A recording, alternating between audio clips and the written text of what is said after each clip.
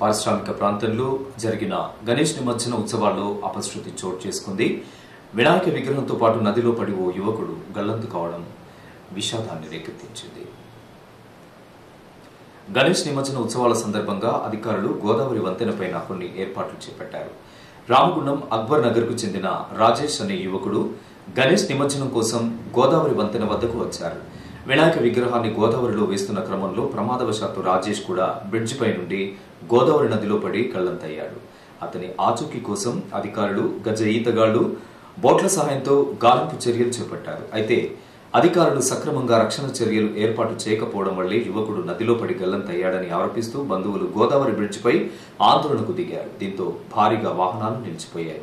గల్లంతైన రాజేష్ ఆచూకీ కోసం ప్రయత్నం చేస్తామని గోదావరికని ఏసీపీ రమేష్ హామీ ఇవ్వడంతో బంధువులు ఆందోళనను విరమించారు. కాగా ఈ దుర్ఘటనకు అధికారుల నిర్లక్ష్యమే ప్రధాన కారణమని బీఆర్ఎస్ నాయకులు కౌశిక హరి ఆరోపించారు. రక్షణ చర్యలు చేపట్టకపోవడం వలన ప్రమాదం జరిగిందని, బాధ్యులైన అధికారులపై చర్యలు తీసుకోవాలని డిమాండ్ చేశారు.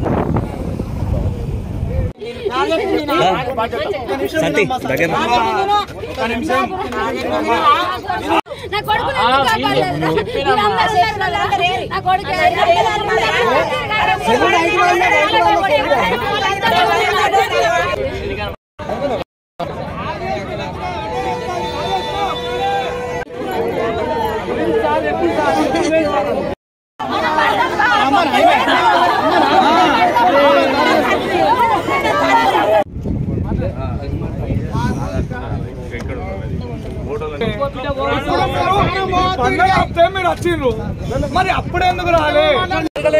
టీమే లేదు, సర్చ్ టీమే లేదు. ఎప్పుడు చేస్తారు? ఇంకెప్పుడు 12 hours కావస్తుంది, 12 o'clock కావస్తుంది. ఇప్పటి వరకు సంబంధించిన అధికారులు రాలేదు, సంబంధించిన సిబ్బంది లేదు. ఇక్కడ ఎవ్వరు లేరు. ఇక్కడ ఏ రకంగా మిమ్మల్ని వాళ్ళ కుటుంబం రోడ్డు మీద పడదు. ఇవాళ ఒకే ఒక కొడుకు పడిపోయింది. అక్కడ తల్లిదండ్రులు లేరు.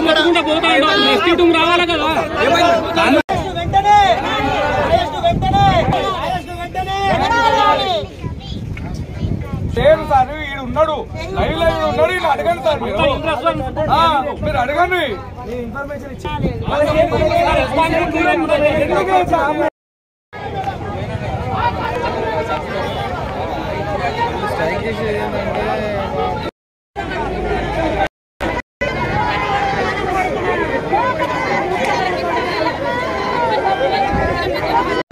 జరిగేటువంటి గణేష నిమజ్జనం కార్యక్రమం వారు నవరాత్రులు కూడా పోలీస్ అధికారులు, మున్సిపల్ అధికారులు, రెవెన్యూ అధికారులు, ఎన్టీపీసీ, సింగరేణి వారు మిగతా కర్మాగారాలకు సంబంధించిన అధికారులు కూడా దీన్ని కోఆపరేట్ చేసి నిర్విఘ్నంగా గత చాలా ఏళ్ళుగా జరుగుతూ ఉన్నాయి. ఇవాళ కూడా గత 10 రోజులకెళ్ళి ఆల్మోస్ట్ ఒక మంచి స్టేజ్లో జరిగినాయి.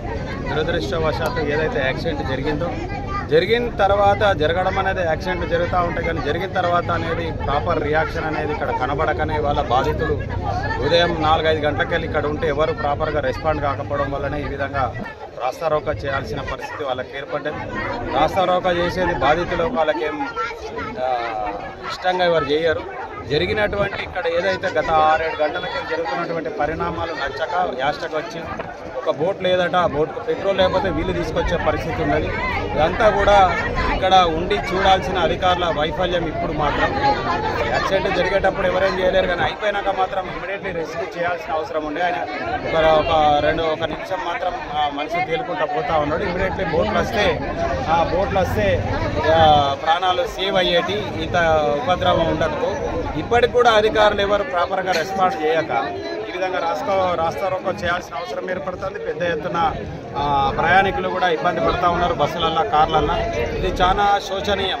ఏదాడ పెట్టుకొని డ్యాన్సులు చేయడానికి వచ్చే ప్రజాప్రతినిధులకు ఇక్కడ జరిగే కనబడతలేదా అని చెప్పి నేను అడుగుతా ఉన్నా. ఇప్పటికైనా ఇమ్మీడియట్లీ దీనికి సంబంధించిన అధికారులు ఎవరు ఉన్నారో, ఏసీపీ గారు కావచ్చు, డీసీపీ గారు, ఇంకెవరైనా రెవెన్యూ అధికారులు వచ్చి ఇమ్మీడియట్లీ వాళ్ళకు రిలీఫ్ ఇచ్చి ఒక హామీ ఇచ్చి మేము పనిచేస్తాం, మీకు దగ్గర ఉండి మేము చేపిస్తాం అనేది కావాలి.